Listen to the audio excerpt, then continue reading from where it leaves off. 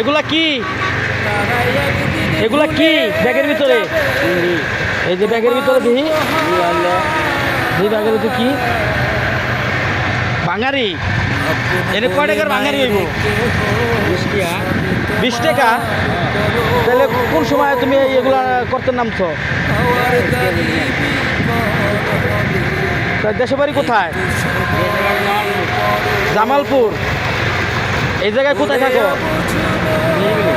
হ্যাঁ, নিরিবিলি। নিরিবিলি। তা খাওয়া দাওয়া করছো? তাহলে এই সারাদিনে কয় টাকা হয় তোমার? 200 টাকা। 200 টাকা দিয়ে সংসার চলে?